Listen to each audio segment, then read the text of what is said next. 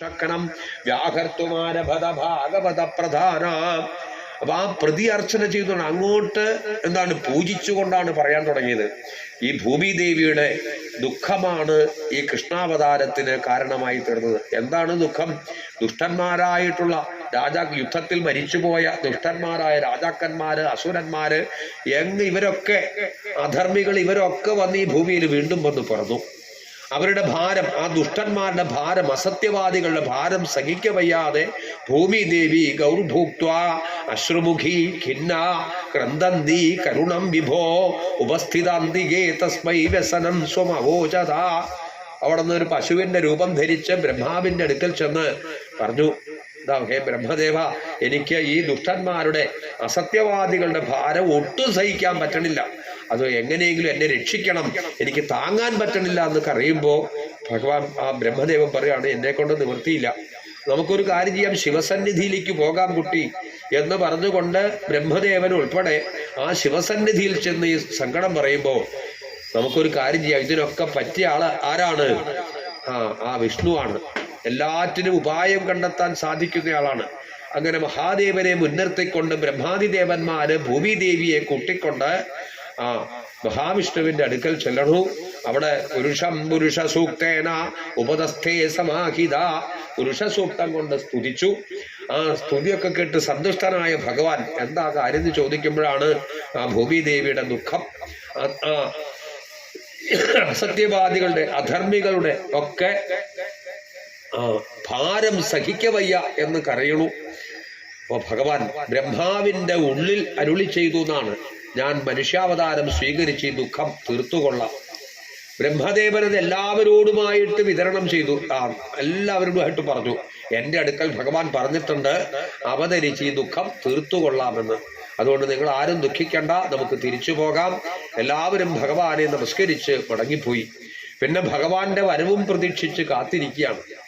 അങ്ങനെ ഭഗവാൻ തന്നെയാണെങ്കിൽ പറഞ്ഞ വാക്ക് സത്യമാക്കാൻ വേണ്ടി ആദ്യം തന്നെ അക്ഷരമ്മമാരാകാൻ പോകുന്നവരുടെ വിവാഹം പോലും ആയിട്ടില്ല. അവരുടെ വിവാഹം അതാണ് പറഞ്ഞത്. വസുദേവന്റെയും ദേവകീദേവിയുടെയും വിവാഹം അങ്ങനെ നടക്കണു.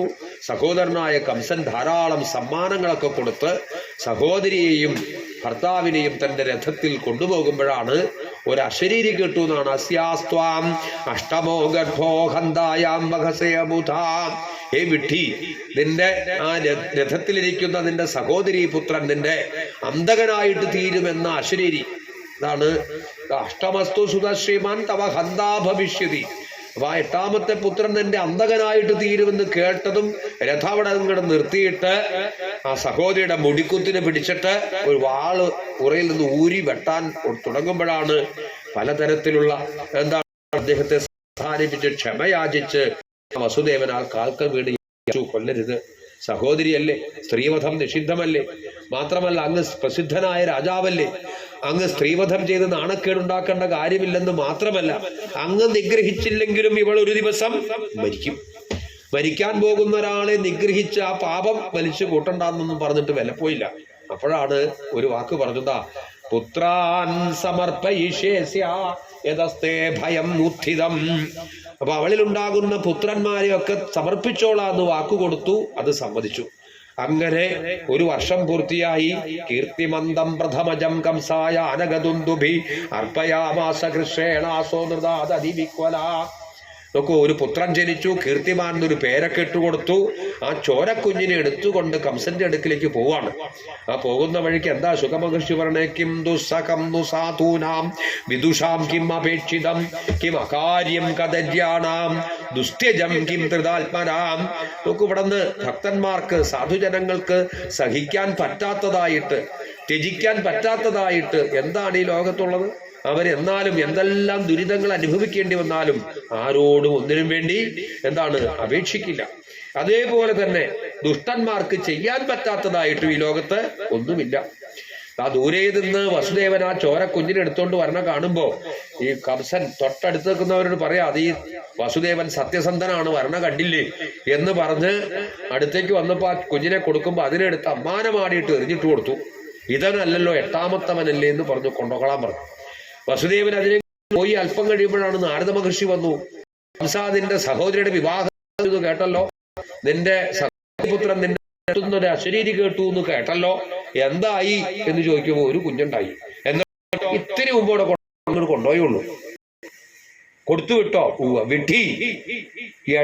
എട്ടാമത്തവനല്ലേ മഹർഷി, എല്ലാറ്റിനെയും കൊല്ലേണ്ട കാര്യമുണ്ടോ ചോദിക്കുമ്പോഴാണ് വിട്ടി, എട്ടും പൊട്ടും തിരിയാത്തവനെ, ഈ വിഷ്ണുവിന്റെ മായയെ നിനക്ക് എന്തറിയാന്നാണ്. എട്ടെന്ന് പറഞ്ഞൊരു സംഖ്യ പോലും ഇല്ലെന്നാണ് നാരദ മഹർഷി.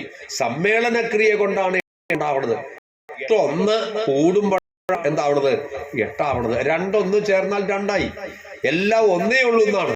സംഖ്യ ഉള്ളൂ, അക്ഷരം ഒന്നേ ഉള്ളൂ, ഈശ്വരൻ ഉള്ളൂ, രസം ഒന്നേ ഉള്ളൂ, എല്ലാം ഒന്നേ ഉള്ളൂ. രണ്ടാമതൊന്നില്ല എന്ന് കാണിച്ചു കൊടുത്തു. അവിടെ നിന്റെ ഇഷ്ടം പോലെ ചെയ്തോളാൻ പറഞ്ഞിട്ട് 8 പേരെ എങ്ങനെ നിർത്തിയിട്ട് എവിടെ നിന്ന് എണ്ണിയാലും അവസാനിക്കുന്നത് 8ാമനായിരിക്കും. നിന്റെ ഇഷ്ടം പോലെ ചെയ്തോളാൻ പറഞ്ഞിട്ട് ഒറ്റ പോക്ക് പോയി. കൊടുത്തയച്ച കുട്ടിയെ തിരിച്ചു കൊണ്ടുവരാൻ ആജ്ഞാപിച്ചു. അതിനെ പാറയിലടിച്ചു കൊന്നു. ഇങ്ങനെ 6 വർഷങ്ങളിലായിട്ടുണ്ടായ 6 പുത്രന്മാരെ നിഗ്രഹിച്ചു.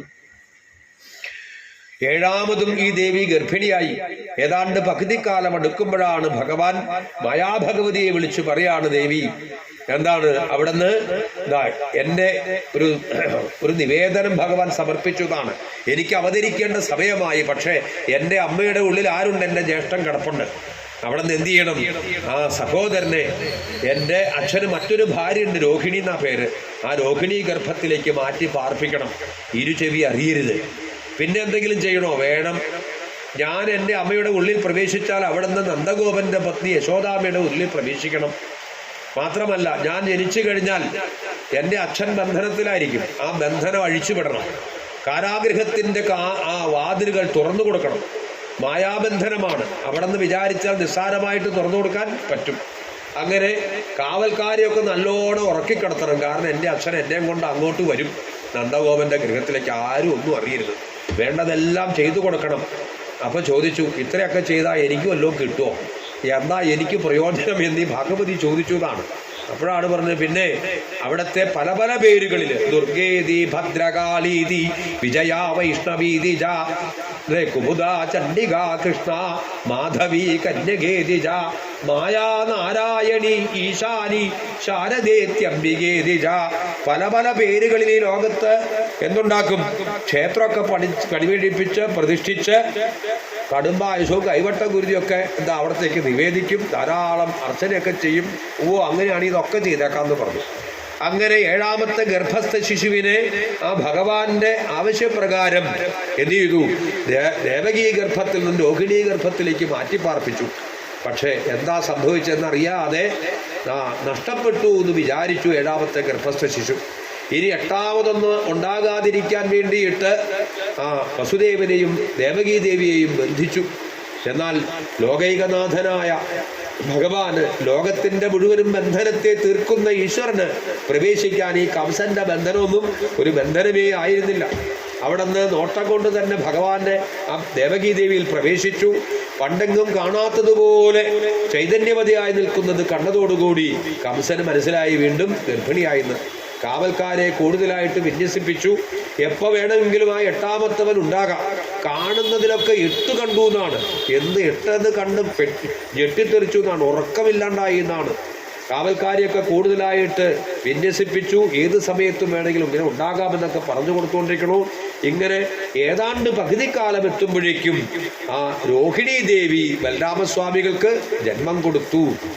ഇതാണ് ഫസ്റ്റ് ഹാഫ് ഇവിടെയും, സെക്കൻഡ് ഹാഫ് അവിടെയായിരുന്നു എന്നാണ്. അങ്ങനെ അതുകൊണ്ടാണ് ഇവിടെ നിന്ന് അങ്ങോട്ട് മാറ്റി പാർപ്പിച്ചതാണ് രോഹിണീപുത്രനായിട്ട് പിറക്കാൻ കാരണമെന്ന് പറഞ്ഞു കൊടുത്തു. ഇങ്ങനെ ഭഗവാൻ ഗർഭസ്ഥ ശിശുവായിട്ട് വളർന്ന് വലുതായിക്കൊണ്ടിരിക്കണു. ആ പൂർണ്ണാവസ്ഥയിലേക്ക് പൂർണ്ണഗർഭസ്ഥ ശിശുവായിട്ട് കിടക്കുമ്പോൾ അവിടെ നിന്ന് ആകാശമാർഗത്തിൽ നിന്ന് ബ്രഹ്മാദിദേവന്മാര് സ്തുതിച്ചു. ആണ് ഗർഭസ്ഥ ശിശുവായിട്ട് കിടക്കുമ്പോൾ എന്നൊക്കെ പറഞ്ഞു കൊടുത്തു. ഇനി നമുക്ക് അവതാരം വായിച്ചതിന് ശേഷം കേൾക്കാം. സർവത്ര ഗോവിന്ദനാമ സങ്കീർത്തനം, ഗോവിന്ദ ഗോവിന്ദ.